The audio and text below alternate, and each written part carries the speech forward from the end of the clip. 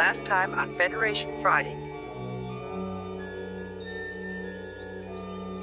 Miss Claridge, you all right?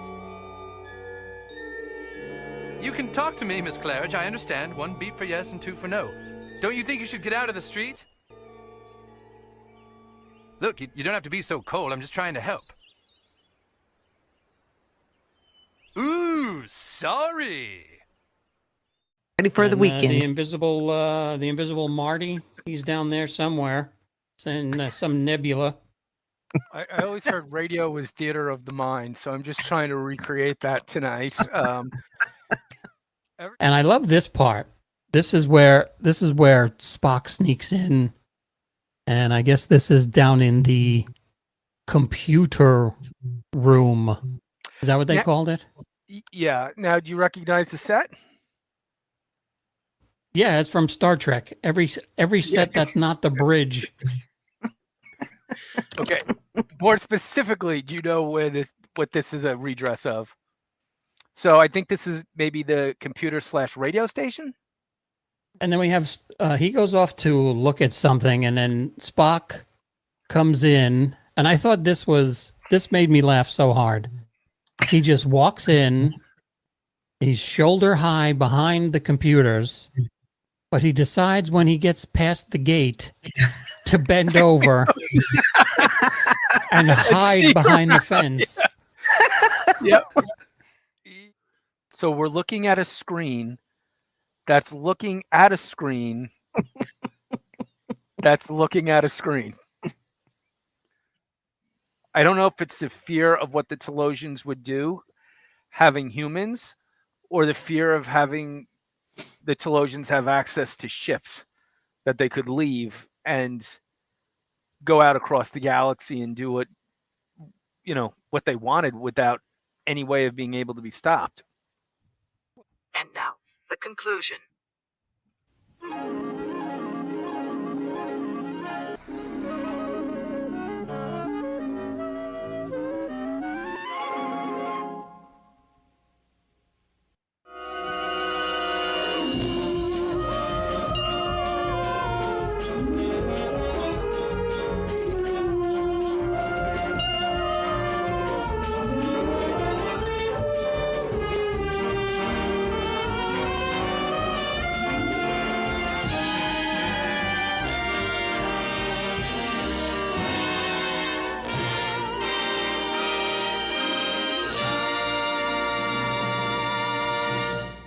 Welcome. This is the Geek and I podcast. We are back. Were we gone? Weren't we? I thought we were. Brief interlude. Yes, summer hiatus, some like to call it, but it's good to be back. I really enjoy that theme music. It just kind of pumps you up a little bit.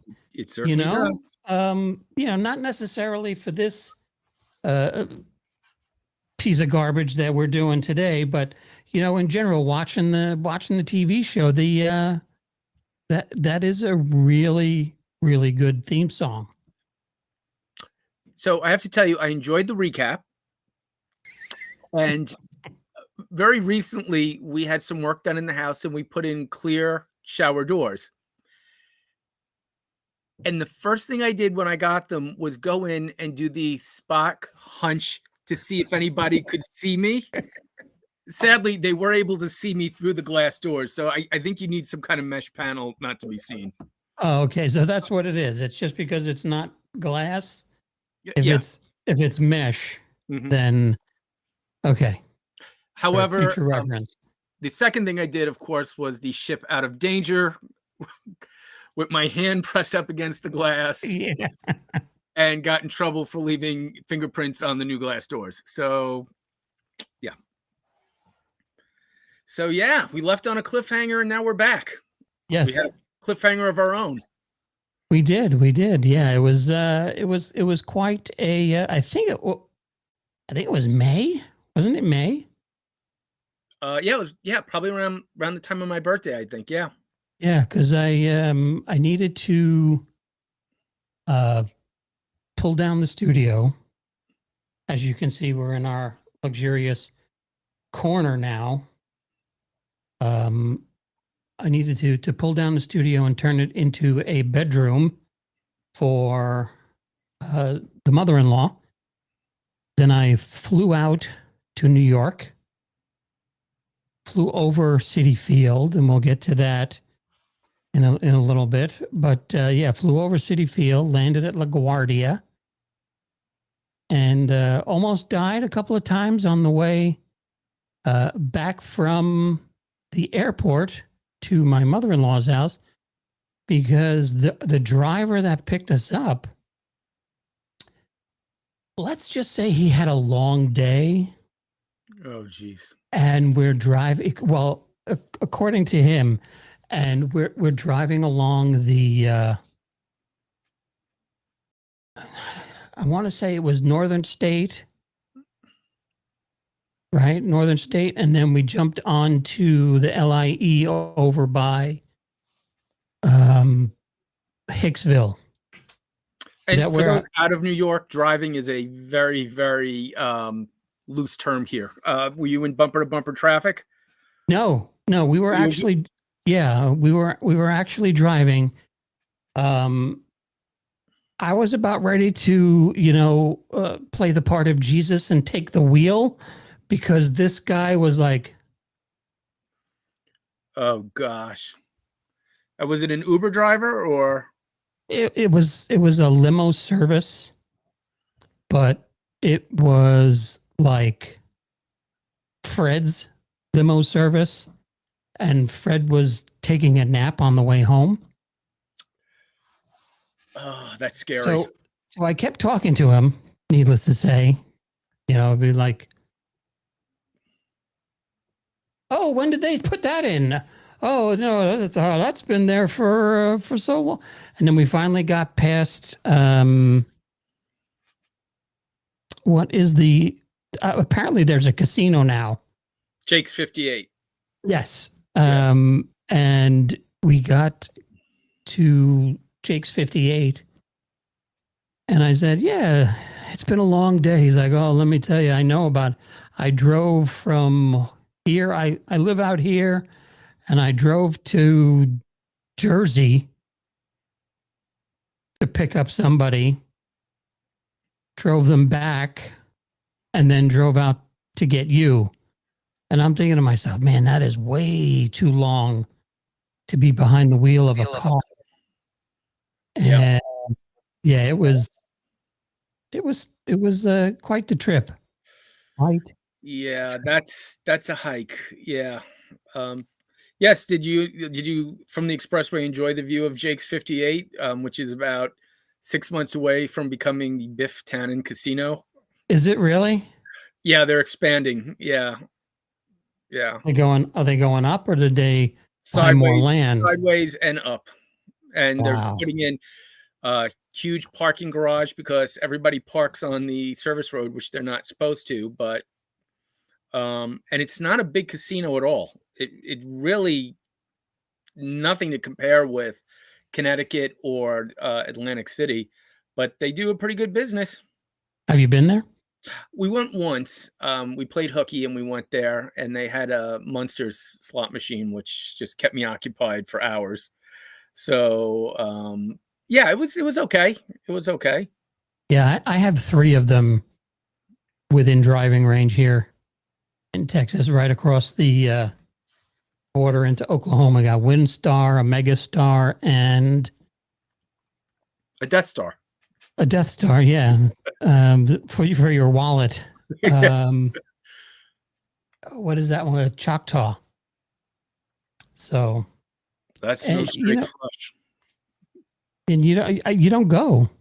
I just don't. I mean, if I go to a casino once a year, it's a lot, and I usually play with the same $60 all night long. Give me the quarter video poker, and I'm fine. Yeah. Well, what'll happen is I'll play the nickels.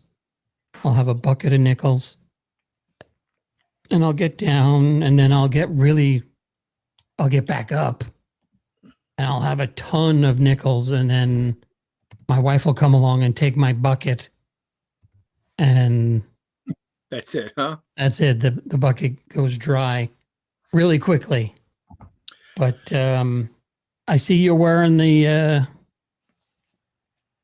you got that one, and this is as close to the blue as I can get in Texas. So Yes. I'll have to place an order on Amazon or something, or I don't know. You would think one of my kids, if I was gonna say. would say, "Hey, Dad, here I got you a Met shirt." Can you see it? Yeah, that's pretty. Yeah, That's pretty cool. oh my God, Connor, there was no Emma when I got this shirt. Let me put it the time frame. So it's at least 16 or 17 years old when they were doing the black uniform thing. Yeah, hell of a game the other night.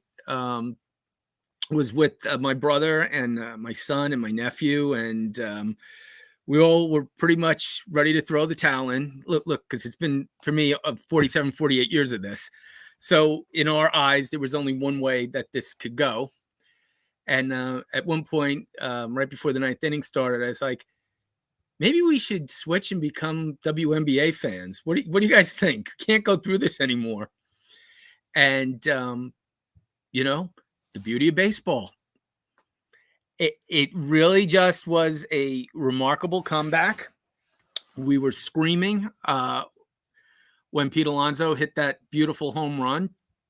And honestly, we all said, if they don't go any further, we're fine. This was the victory that we needed.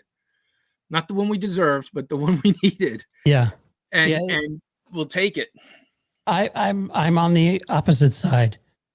I watched in disbelief how crap they could be. And I just sat there and even after as the home run's going out, I just sat there like, okay. Like you said, we'll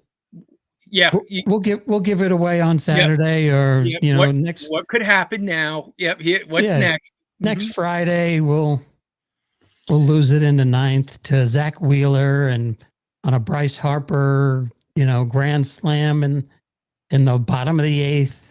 Well, already, I'm getting nervous texts back and forth. They're going with Senga. Guy hasn't pitched in months. Sure, let's put him out there. And when he did, he gave us 3 innings and then fell over. Yes. Yep. I don't know about you, but when they were celebrating on the field last night, I was like, please don't hop. Nobody jump. Please don't hop around. Please don't. We were all yelling it. Don't just stand. Just stand there. Don't do anything. Yeah. Just tip of the hat and congratulate each other. But they would probably sprain something doing that. So I really thought that maybe if Senga wanted to come back, since their bullpen is so stellar, why not have him do a couple of bullpen sessions? Last night was just, you could just feel it coming. You could just feel it coming. As soon as Peterson was on the mound, my nephew goes, he dropped the ball. Like, even before he threw a pitch, and we all went, oh. Did you see that? I was like, oh, did we just balk before the game even started? No, he was just standing on the mound, tossing the ball up and down, and he dropped it. We all went, right. What was that? So, but yeah, you know what? It's a victory. We'll take it, and we move on. But I have never seen a stadium so silenced in my life. Yeah. Yeah, they knew. We've been on that side of it. But at least when I was at Shea and later Citi Field being disappointed, my disappointment spans two Coliseums. There'd be anger, cursing in the stands. This was dead silence, like a death had occurred. Yeah. Yeah. And did you notice not a single shot of front row Amy? Yes. That We were kind of laughing because they did go to a couple of the same people who were screaming their heads off and acting like a-holes, and who literally looked like they had tears rolling down their eyes. Mhm. Yeah, Reese Hoskins was one of them. It was definitely one of them. He had the phony crying in the beginning of the year, and now he had the actual tears. The actual tears. So, karma's a what. Yeah, it's a curveball to karma's a fastball to the head. Yeah. So bring on the Phils. Yeah, I'm looking forward to it. I like the Phillies. I am too. You know what? As much as I hated them, I kind of like them. Yep. I like Bryce Harper. I think he's grown as a person. I don't know that for a fact. I haven't seen him too much other than in games, but it's a regional thing. New York and Philly sports fans have a long history of hating each other's guts. It's hard to let go. Yeah. Sometimes. Yeah, but I still hate him from Washington. But I think he's changed a little bit.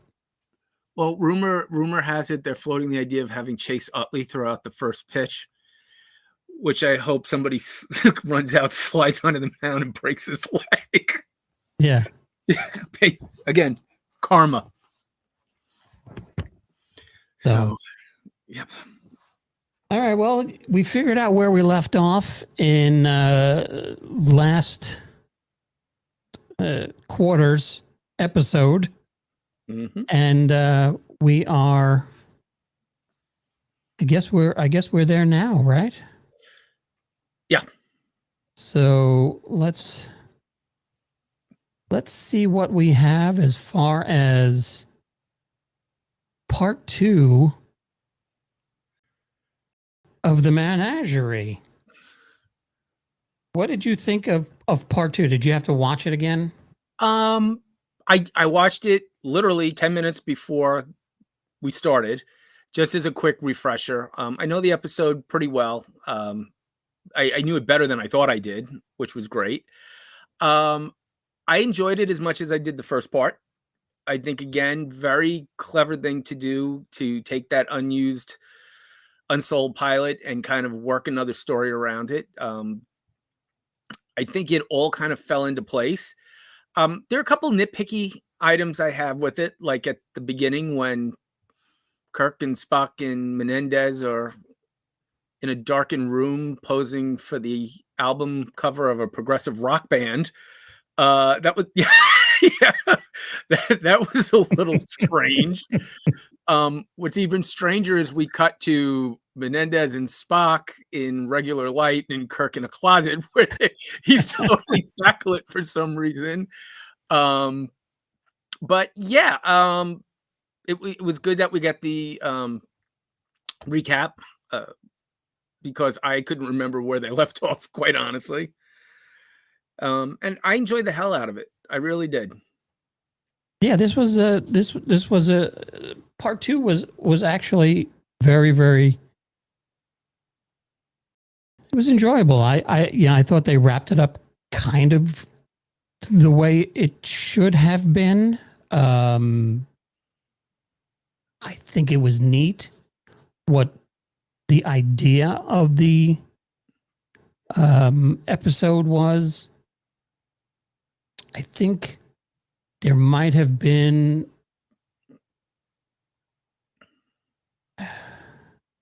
another way to accomplish it.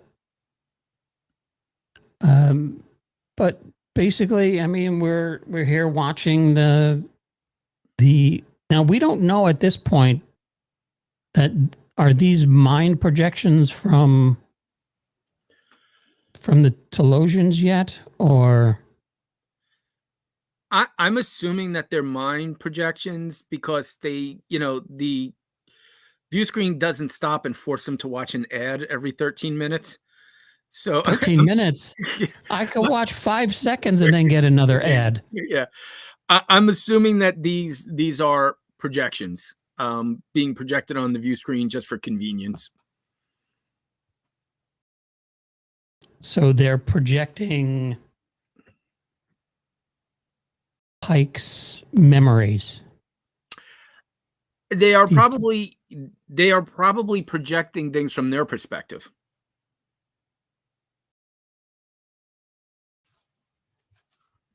If it was from Pike's memories, we'd have more of a POV shot, I think, throughout the episode. Well, So it's probably amalgamation of both. yeah. I mean, they don't have secure. I'm pretty sure they wouldn't have security cameras. So these are all. I think these are all recap shots from, because this happened right in the first episode. No, this took place in this episode. This is where they force him to revisit the incident from 2 weeks prior, the one that he was talking about in the first episode where they got ambushed. With the doctor. Yeah. The doctor / bartender. Yep. Who was later the grandpa on Give Me a Break. So I always thought it odd that they had an incident on a planet with essentially pre-Bronze Age cavemen. Why were they even there to begin with? And I guess, again, the obvious answer is this was, pre-Prime Directive, pre-Writer's Bible. But I kind of like these guys. A little barbarian type, big. Bad teeth. Yeah, I kind of like them. And I don't know if you're watching Strange New Worlds, but they do pop up again. Oh, really? They do, huh? Yeah, because one of the crewmen he said that he lost actually survived and influenced the culture on that planet. So they had to go back to retrieve him. So that episode takes place after. Yeah. So this took place the cage. Yeah. So this takes place. This combat took place about 2 weeks prior to the cage, and then the follow-up episode took place a year or two after the events of the cage in Strange New Worlds.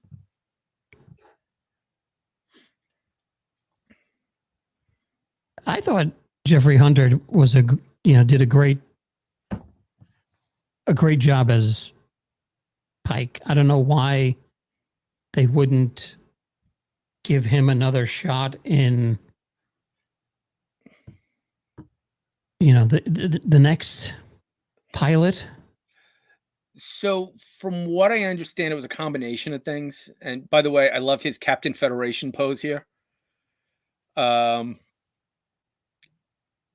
His wife was very difficult with demands. And at the time they decided to do a second pilot, there was a schedule conflict and a money conflict, and he was just unavailable. And he had kind of mentally moved on from this and was really hoping to move away from TV and into big screen stuff. He had done The Searchers with John Wayne, which was a huge hit, classic movie. So I think at that point, and you got to remember, at that point, movie actors look down upon TV actors. So I think he really was just trying to separate himself out. But it's funny the way that things work out, because Jeff Hunter died young. I think he was in his late 40s when he died, early 50s. And makes you wonder what would have happened if he had gotten the role and stuck with it. Would we have Star Trek on the air today? Yeah. But he was good. I mean, I enjoyed his captain. He was great. He was great. At the end of the episode, you kind of feel like, man, we were robbed. You look at this poor guy in the wheelchair and you look at what we just saw, and to me, the happy ending was giving him that life where he could be that man again. Or at least the illusion of being that man. Right.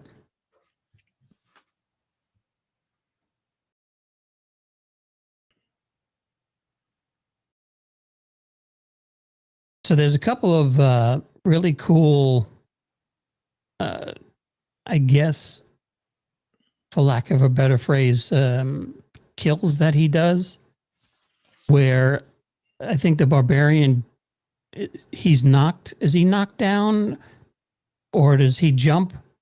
And he jumps. He lunges. He does the whole 300. Is it 300 where they jump into the pit? Yeah. Into the swords or something? What movie was that? Where they? I think that was 300. Yeah, this is when he grabs the broken spear and lands on the rubber tip. Mm-hmm. Yeah, holds it up and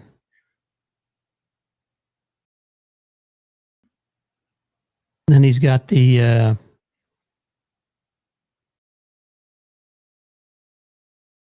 I thought that was Biden for a second. Beep. Oh, that's hysterical. That's that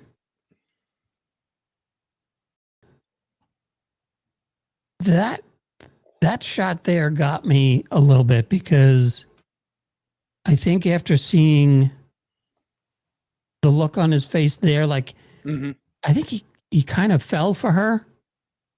Oh, he totally did. No question, he did. And then he's seeing what he's lost. And that is a different actor, correct? Because he didn't come back. That is a different actor. I think his name is Sean Kearney or Sean Kenny, who does later appear on the helm in a few episodes as a relief helmsman.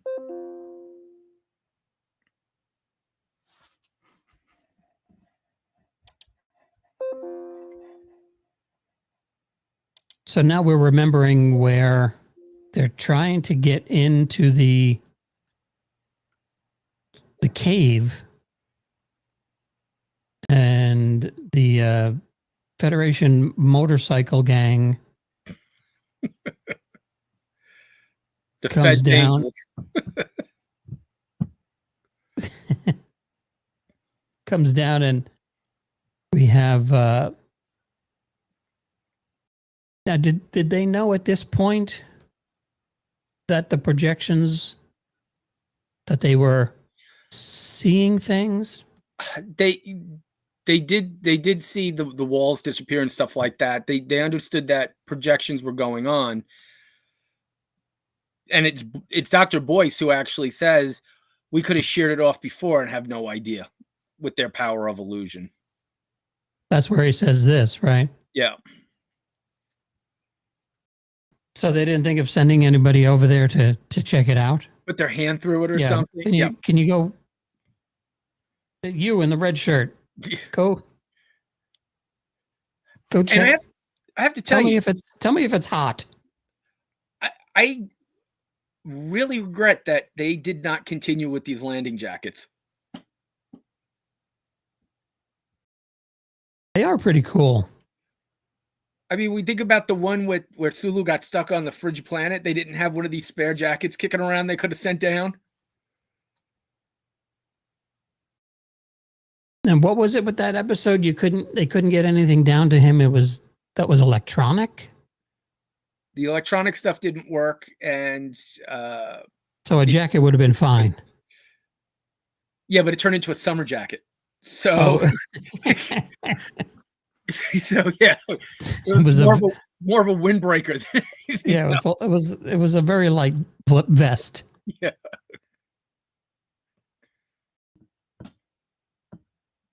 And the great Susan Oliver, who really fascinating woman, went on to direct including episodes of MASH.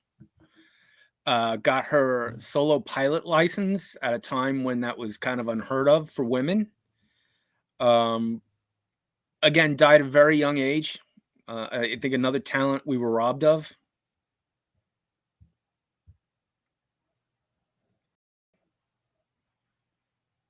So the Telosians are trying to get them together, so in order to, I guess they feel bad. Is that what happens for her? Actually, go back one. Do you recognize this Telosian?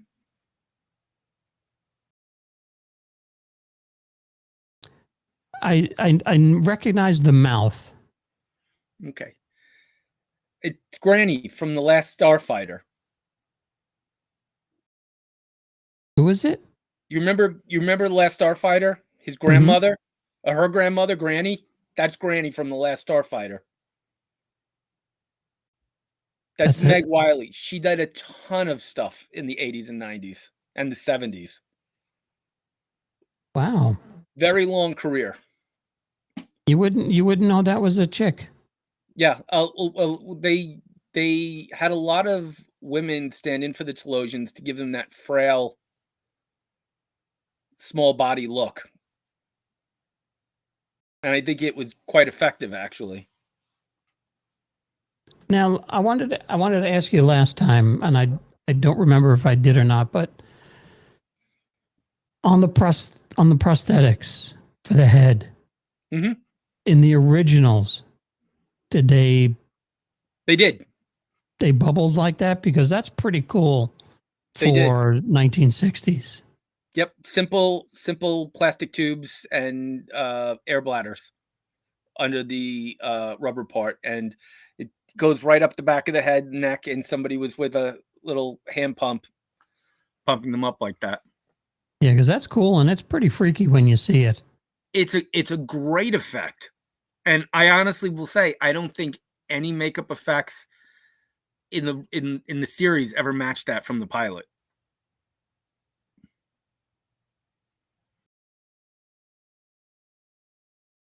So now what do? They take her away, right?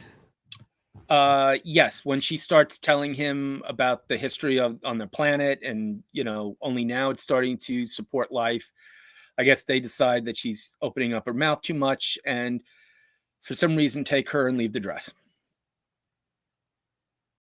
That's what you would hope for. But yeah. She almost did an Obi-Wan Kenobi there. left the robe.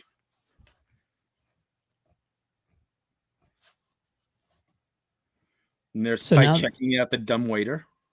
Yeah, this is the drink that they give him, right? The sustenance. He won't drink it at first. Right, so they burn him. Yeah, very effective scene. I got to tell you, Jeff Hunter played that beautifully. And again, good makeup. Look at the arms. Yeah.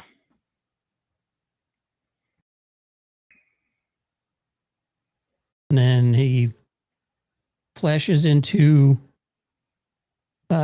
just outside of LAX. Right? Is that the Los Angeles airport? It does look like LAX. I think this is supposed to be, was it Phoenix? Somewhere in Arizona.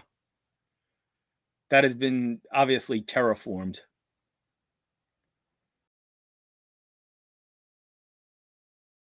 I mean, look at the AstroTurf. It's beautiful. Yeah. Yeah, and you can see where the wall begins. Right behind her, and the painting starts. You don't get good quality matte painting like that anymore. And here they are watching their Flintstone TV. They were way ahead of their time. I mean, we still have people figuring out, the oblong TVs. Could you imagine trying to format everything to rock? Yeah.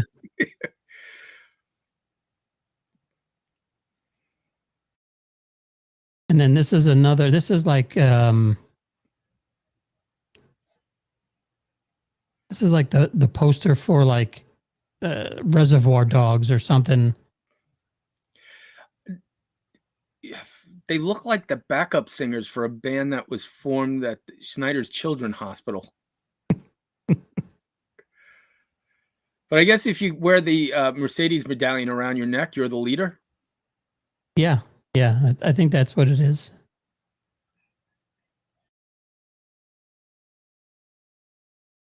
And then he gives us the old salute.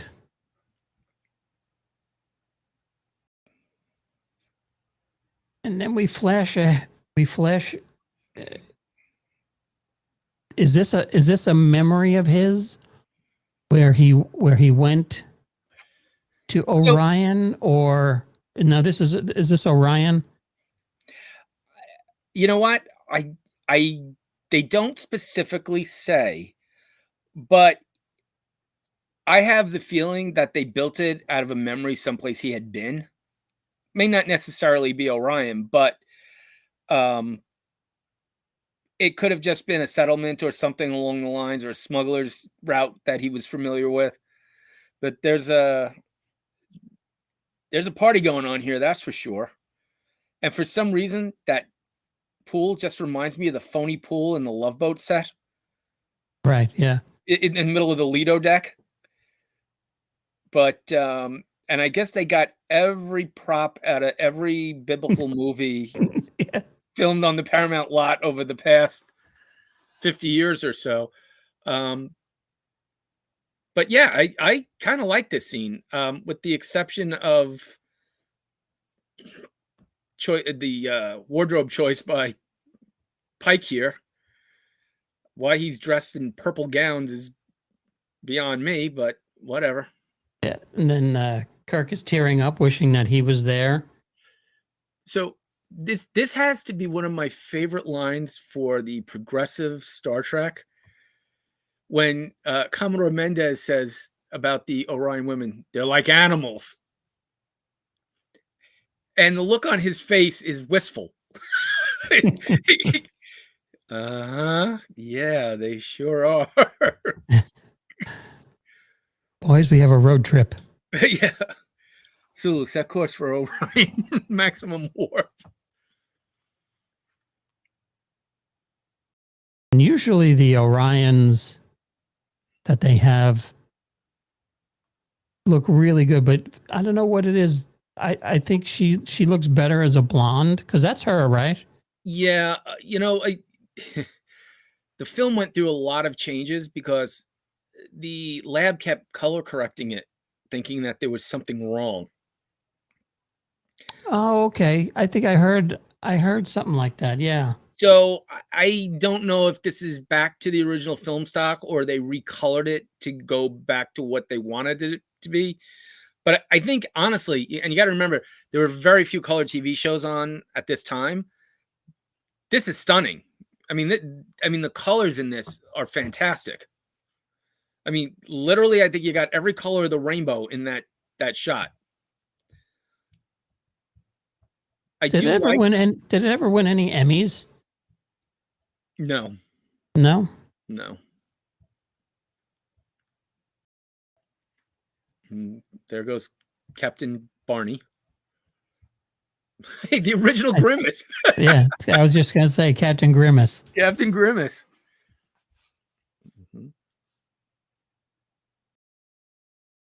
Okay, this I have to credit the writers for. She's literally carrying a torch for him. And her face looks different. It looks fuller. I noticed that too. Like, I don't know if it was a prosthetic, but the jawline and everything looks very different, and maybe some putty around the nose. So I think it might have been done intentionally that you look at her and go, is that her? Yeah, because her cheeks look built up. Mm-hmm. And like you said, down around the chin, and her jawline is squarer. Mm-hmm. So this might be a memory of somebody, an Orion female he encountered in the past, or they decide to give him this dream woman using her as a basis with Orion features. I don't know.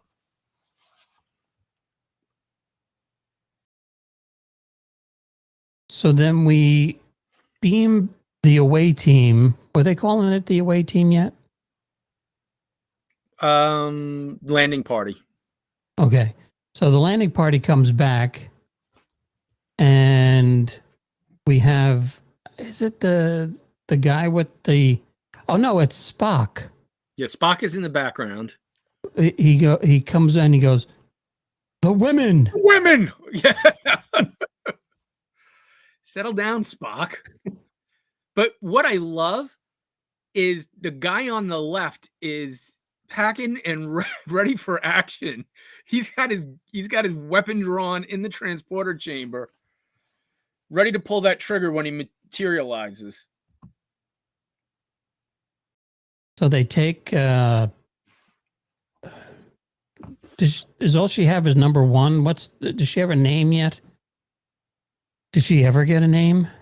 Yes. Her name was established in some novels and it carried over into Strange New Worlds. So she is Commander Una Chin Riley. But it goes by Commander Una. Okay. So then we have a cat fight. He doesn't need you. He's got me.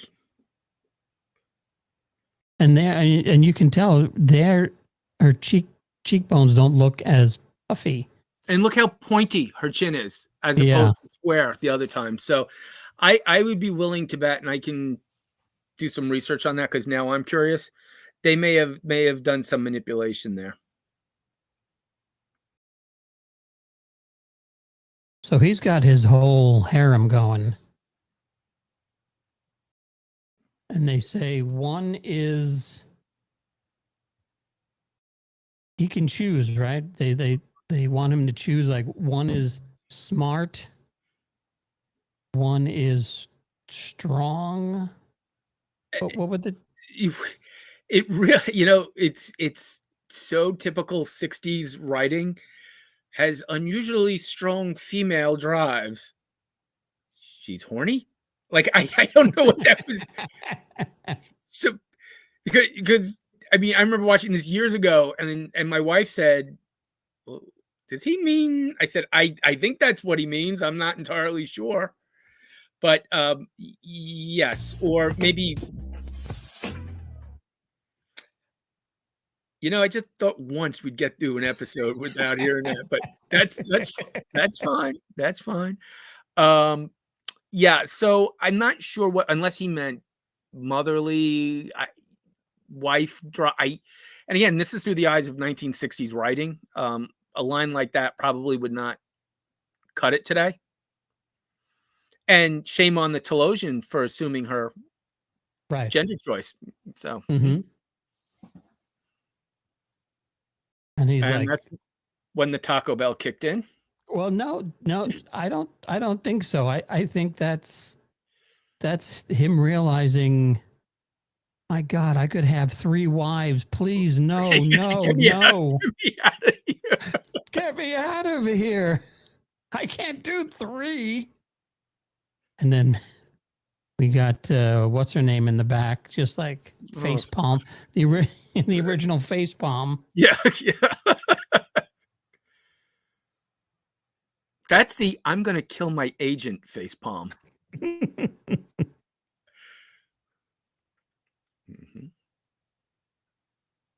So the secret door opens up, and do they take the guns or do they put the guns in there? No, if you watch, when they beam down, he checks and they're empty, and Pike purposely walks over and drops them by that door. He was setting a trap for them. He drops them by the door because they beamed into the cell, directly into the cell, right? And when he tried to use the guns, they were all coming up empty. Again, another illusion. So he figured they might go for it, and Everyone else was asleep, and he had one eye open, and he manhandles this Telosian into the holding cell.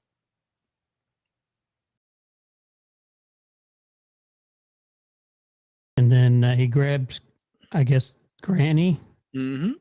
by the neck, and she turns into another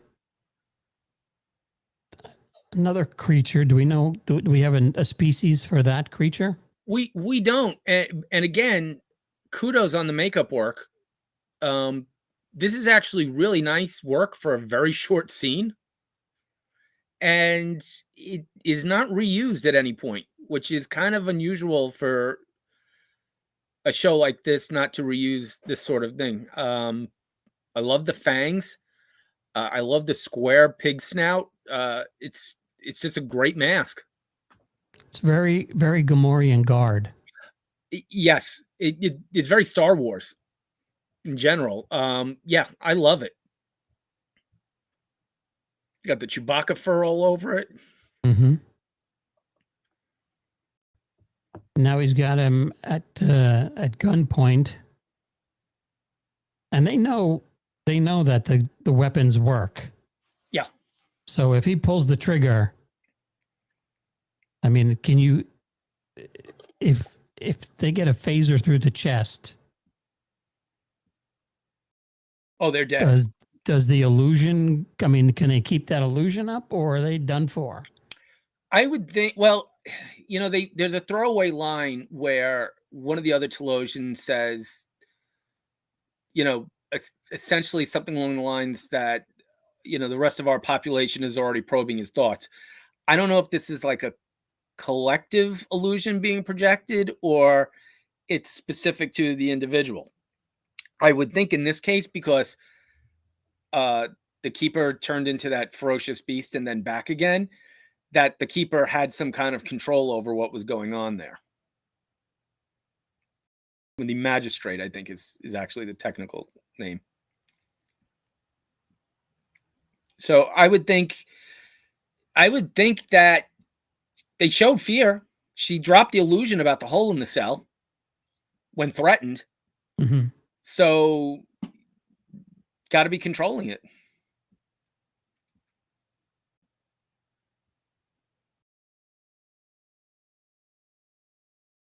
Which is roughly in the same spot he was banging the glass.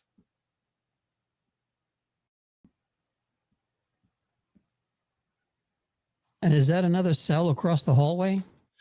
Yes. I think it's not shown in this part, but in the actual cage episode, you can see glimpses of other creatures in these other cells.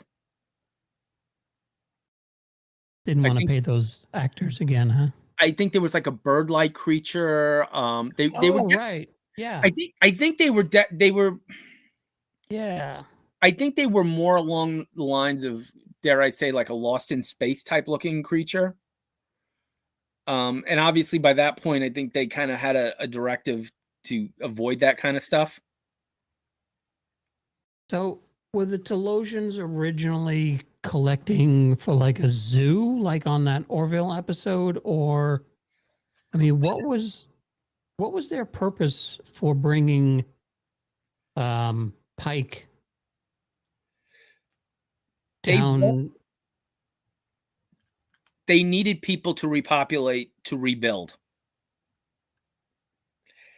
So I look at it like they were looking to repopulate a labor force to rebuild on the surface. Mm-hmm. So I think that they probably used this illusion power to trap a couple of different species along the way to see which ones would be best suited for whatever they needed to do on the surface.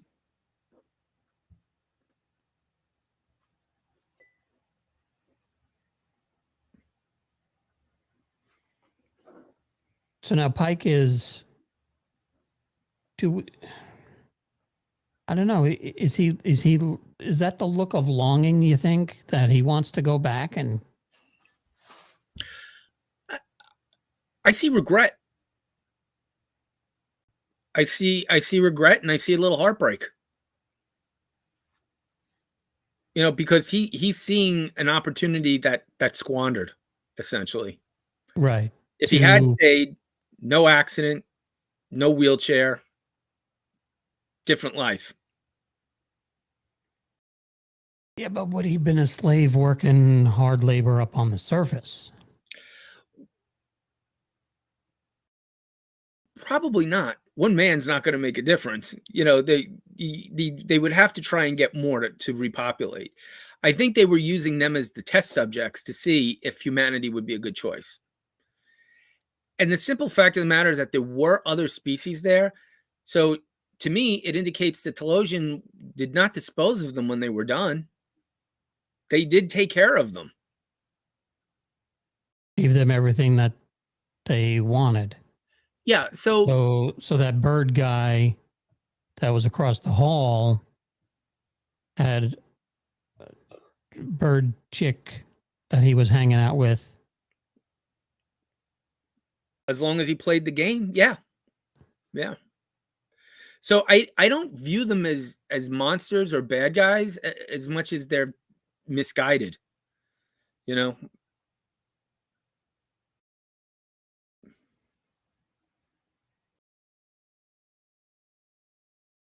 So now yep.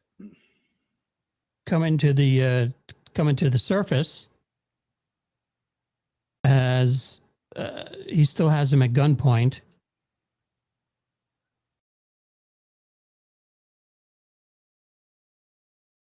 And this is where they want to leave, but she's like, I can't go. Right?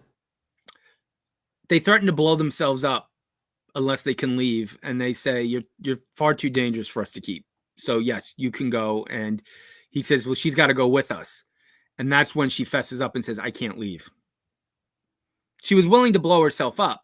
She said, if it's important to you, all of you, then I'm with you.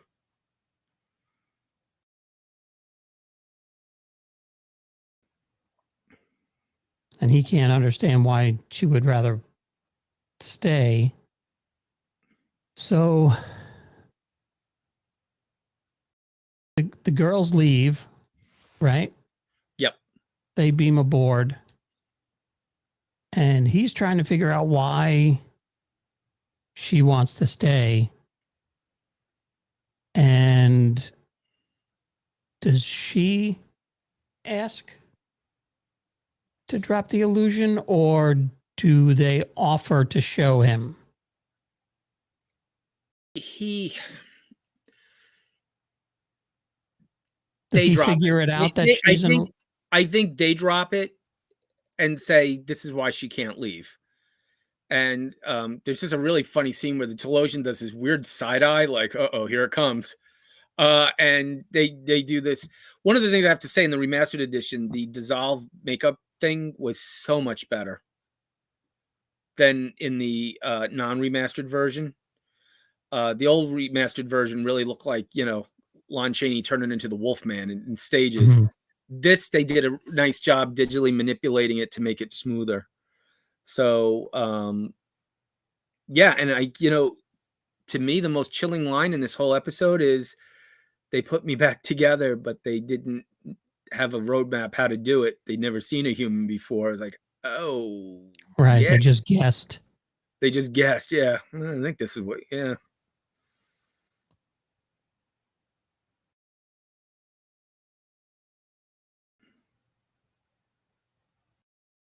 That was pajama day in the transporter room.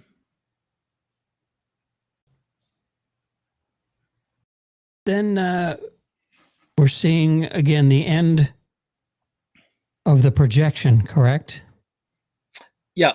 He sees Venus stays. He understands. And the Telosian Broadcasting Network is about to shut down. Would have been cool if they played the Telosian national anthem when the projection was done. So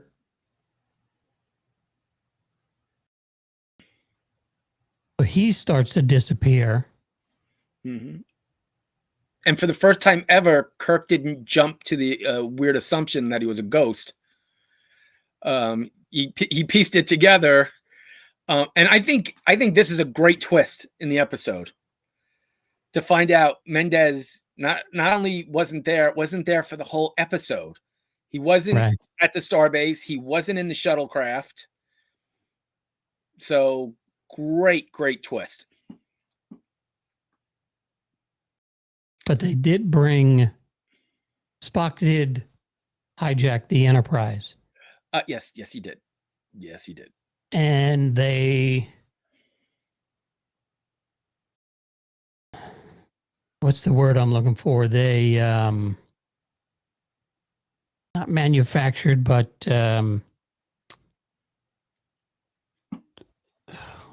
gosh, getting old sucks. I'm gonna have to start sitting with a thesaurus here. No, I think manufactured is a good word. Either Spock told them you're going to need to keep him distracted. You're going to have to keep him busy, or he's going to figure this out. And I think the Mendez projection was done to do that. Right. Keep his mind off of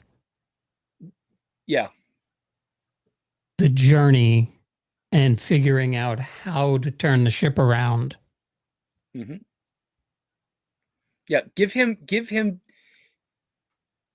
He will come after me for a different reason than Starfleet will. You got to give him somebody to focus his energies on, to divide his energies between coming for me for his reasons and Starfleet coming for me for their reasons.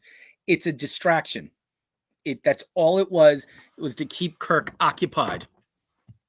And if it was just Kirk, it probably would have failed.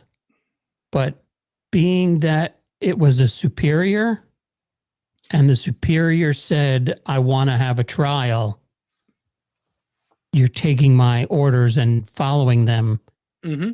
Kirk, being who he is, followed the orders. So because that's what was expected. So either the Telosians were brilliant or Spock was brilliant in coming up with this ruse, because it obviously worked. They kept busy all the way to Talos 4. They literally get there and it's the end of the transmission. And Mendez disappears, and then Kirk finally pieces it all together and then asks Chris Pike if this is what he wants, and we get the yes beep.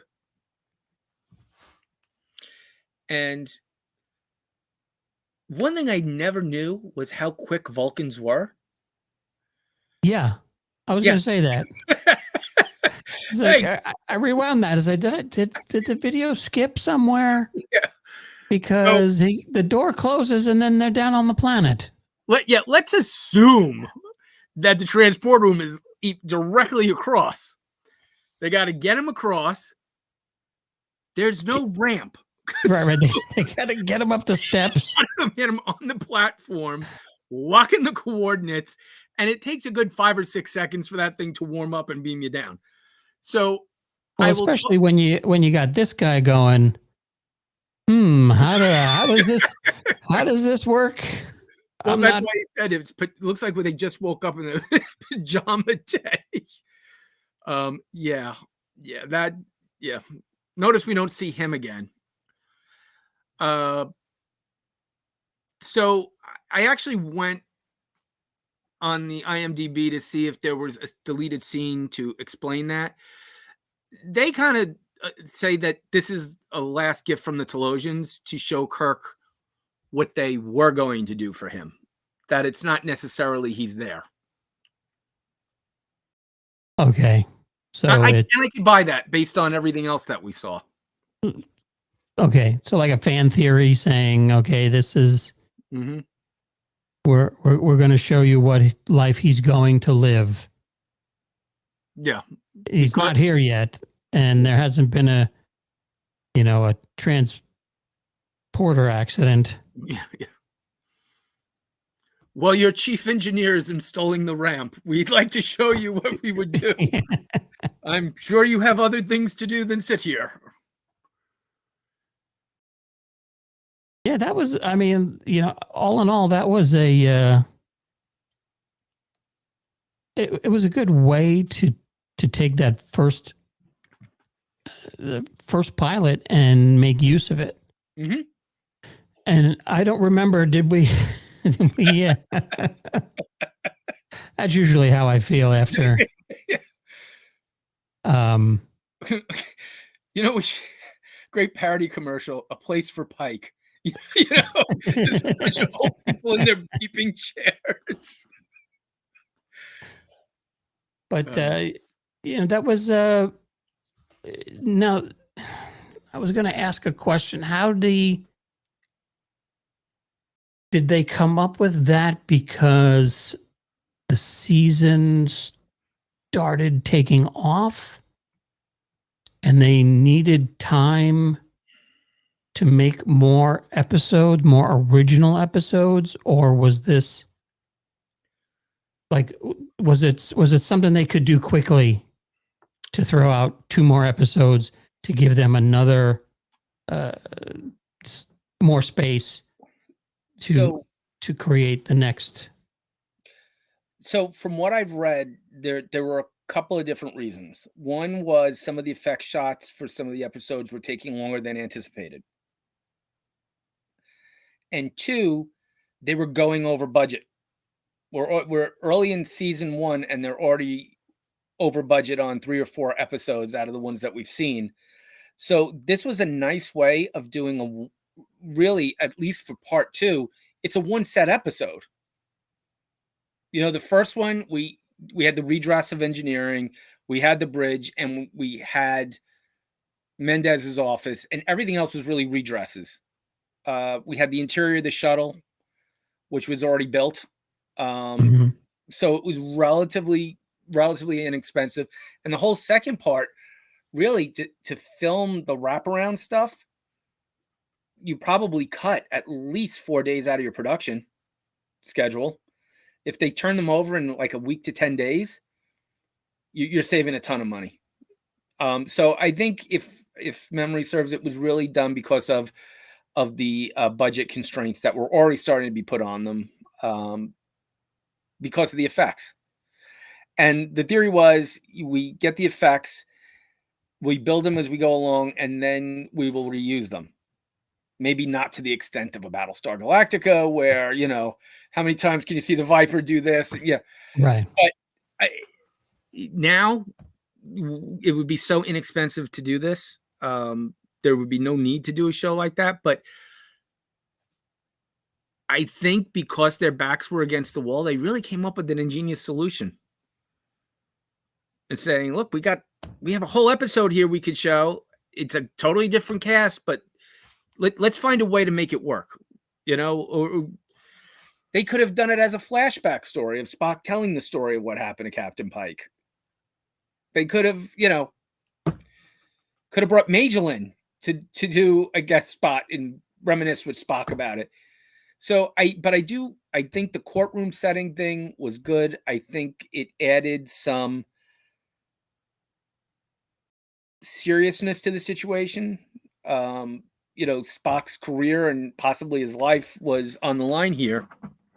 And to me, so far in the episodes we've seen, this opens up a lot more about Spock's character. Do you think Spock's popularity at this point, do you think this was a good place to put Spock's career in jeopardy? Or if they had the ability to wait and use this, say, halfway through season 2, when Spock is like, when does Spock really become a fan favorite? Is it early on, or it's about midway through the first season? My thought on this is, if they had done this and you find out at the end that it was done for some ludicrous reason, right? I think it would have backfired on him. But he did this, and now we're peeling back layers. And this is where I think people are like, there's more to this guy. Yes, he's cold. Yes, he's logical, but he's loyal. And there is a heart under there. He just doesn't want to show it. And I think that was what started to get people intrigued. That this character, which really could have been a one-trick pony, started to get dimensions here that weren't really even hinted at in the episodes we've seen so far. So, you know, Pike. So if they save this as if they save it as a cliffhanger for the end of the first season, it might have been too late. Because do you think people would have been turned off of Spock's, singular character? I think so. I think this gave Leonard Nimoy the opportunity to kind of pivot in the character and play things differently, because we've now established this in this episode, right? He is loyal to a fault. It's not logical, but he's placing his friendship with this man above his own career and his new captain and his new best friend, his captain and his new best friend. So what is driving this? And you're like, oh, okay, he's not a robot. There's more going on under the surface than we realize. And now going forward, Nimoy can play off of that and say, there is more here. There is more subtlety to this character that I can work with. And we see that grow over the next couple of episodes, that I don't want to say the walls come down, but cracks start showing. We start getting the looks across the bridge, where he's able to convey so much without saying a word. And I don't think without having this kind of development, that would have worked. And I think that's I think that aspect of Spock is probably what I have wrong with every interpretation of Spock other than Leonard Nimoy. Now, I know no one's going to be spot on as Spock as Leonard Nimoy was, because that was his character. He created everything. But Quinto and his monologue delivery doesn't do it for me. This new guy on Strange New Worlds, I don't know, are they hearkening back to that before the crumble of the wall? Do they realize, do they know what they're doing as far as keeping the character, monotone and boring?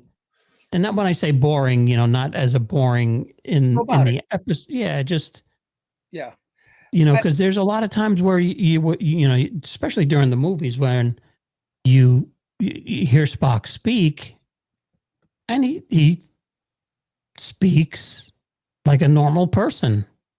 Yeah. I agree with you about Zachary Quintaro's interpretation. I never bought him as Vulcan.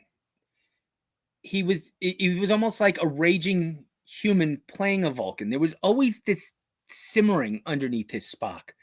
Like his Spock could turn on a dime, which to me, that's not Spock. Now, is that because of the Kelvin universe where he's been beaten up as a kid, where he's a raging lunatic? Or no, because I'll tell you why. I mean, that happened in the Prime universe too. I mean, that's been part of a child of two worlds, never accepted in either one. the scene that did it for me is the Kobayashi Maru test, right? How did that cadet beat your test? I do not know. Wow. There's aggravation and anger in your voice. That should have been played like, I do not know. And then the eyebrow should have gone up. It was always 40% too much emotion in what he delivered. Now, I do like what Ethan Peck is doing. One of the things that they're doing in Strange New Worlds is he has struck up a very close friendship, almost romantic level involvement with Nurse Chapel, who is encouraging him to explore more of his human side. And part of that is developing friendships with Sam Kirk and Jim Kirk when Jim Kirk is around. So he is also showing that he's got that loyalty to Pike in this show now. And we're seeing growth. We're seeing a progression towards the Nimoy Spock. But again, he's younger and less experienced at this point. So we'll see where it goes. You know, I think they sometimes comedy him up a little bit too much. There were a couple of episodes that were literally played for gags. You know, he was injured on a planet and some aliens rebuilt him, but couldn't figure out half Vulcan DNA, so he was fully human when his future in-laws were coming. I mean, that's just Three's Company script right there, and he had to wear a beanie on his head to cover his ears, and yeah. So I've had some problems with some of the scripts, but generally he's true to the character, and I think he's doing his best to honor that. Mm-hmm. Well, that's good to hear because I don't watch it. Mm-hmm. I haven't been able to watch it. I don't know what it is. I think I don't know. How do you have a Noonien Singh on the bridge and then not know her lineage? I mean, I have a problem with like that. You know, like Ensign Hitler to the bridge, Ensign Hitler to the bridge. You were like, wait, did I just hear that correctly? It's a little odd. Had they decided that she had a different last name and later admitted that she had some lineage, you know, I think it was a little forced, and that some of what goes on in Strange New Worlds is a little forced. Did Nurse Chapel need to be there? Probably not. Okay, Dr. Mabanga. That's interesting. There's a character who appeared in a couple of episodes of the original series. Fine. I could deal with that. I'm trying to think who else is in that show that I like. Now, there's no Yeoman Rand in there, right? No, Yeoman Rand's not there. I mean, so is she specific to Kirk's Enterprise? Yeah. I mean, just figuring out the timeline. She was only about 18 when she was serving on Kirk's ship, so she would only be about 12 at this point. Not that it would stop Jim Kirk, but right. Yes. The only Starfleet captain who knows the age of consent in every star system to the neutral zone. Well, okay. I think that's a good place to stop. Yeah, probably. So, all right. So the next episode is next week is Columbus Day. Okay. Right, Columbus weekend. So, you know what? I think I might call myself Johnny Carson, and we'll do one show and then go on vacation. Oh, I thought you were going to have a guest host come in. I thought you were going to have Joan Rivers host the podcast. Joan Rivers will be coming. Jay Leno's going to sub for me next week. Yeah. Jack Hanna and his tribbles. There you go. Yeah. We'll have Jay Leno Fly come in. That's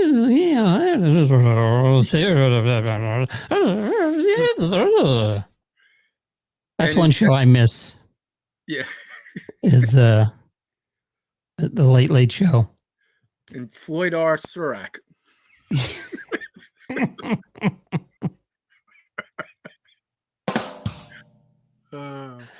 Yeah, and if anybody's watching this under the age of 50, you don't understand what we're talking about. So. Yeah, you have no idea. Yeah. You're a loss, guys. You're a loss. Well, anybody who suffered through this, we appreciate you sticking with us for the full action. We only did an hour 15. It's pretty impressive. Yeah, usually Deb holds us up. Yeah, Deb. She always slows us down. But let's see. What do you got coming up this week other than you going to be around Saturday and Sunday for the games? Yes, I have my brother and my nephew and my sister-in-law are coming over tomorrow. It's a 4:00 game here on the East. And then Sunday, I think I have to drive Connor back into Manhattan. But he won't. Oh no, he changed his mind. He wants to be around for the game. He's going to go in Monday morning to Manhattan. He's going to take the train, which is great.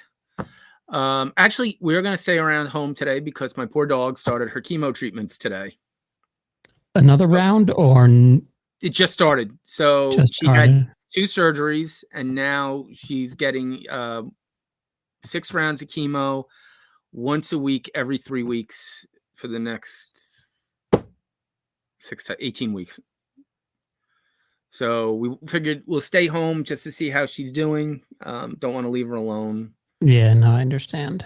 But yeah, so yeah, but, who knew canine oncology was a thing? So yeah, well, my I think it was after we had taken a break, maybe in June.